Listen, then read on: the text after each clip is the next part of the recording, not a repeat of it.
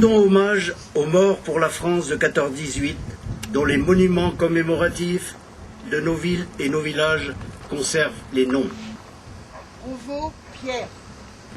Albrand, Henri. Ferret, André.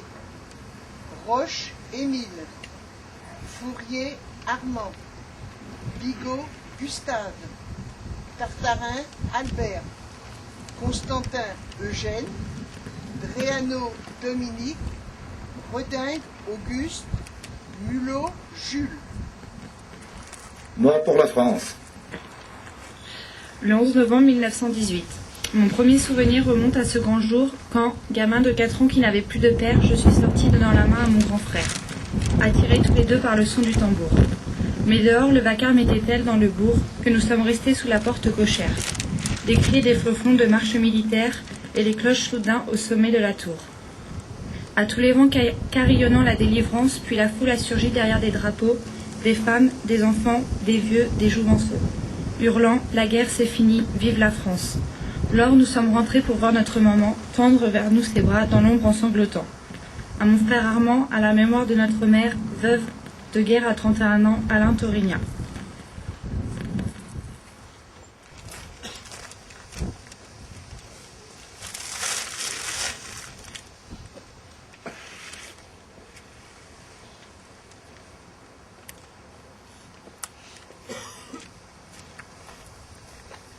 Monsieur le maire de Villiers-sur-Orge.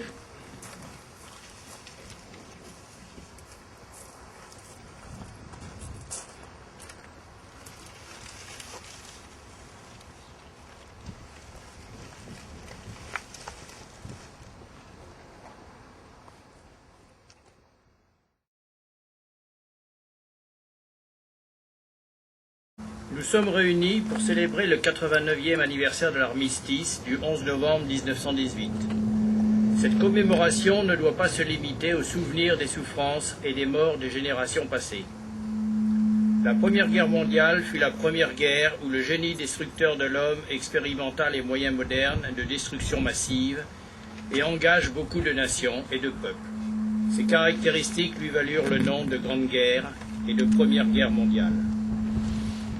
Comme il est maintenant de tradition, la jeunesse, c'est-à-dire les adultes qui auront à conduire le monde de demain, a été associée à cette commémoration. Les jeunes de Villiers nous ont lu quelques textes pour nous rappeler les nécessités de la paix. Ce devoir de mémoire est naturellement indispensable, mais il serait vain s'il ne nous engageait pas, individuellement et collectivement, à travailler pour maintenir la paix dans le monde. La guerre est toujours une réalité d'aujourd'hui. C'est pourtant la pire des solutions. Voici plus de 4 ans que la guerre sévit en Irak. Une fois de plus, les intérêts économiques ont conduit à ce conflit, sous le prétexte de vouloir défendre les droits des peuples et la paix du monde. À ce jour, ce conflit a fait plus de morts, femmes, enfants et vieillards compris, que le régime odieux qui l'a renversé.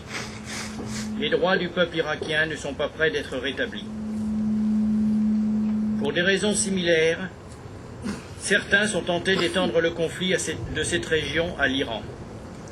Sans nier le danger venant de régimes extrémistes, nous devons réaffirmer que les voies diplomatiques doivent être poursuivies.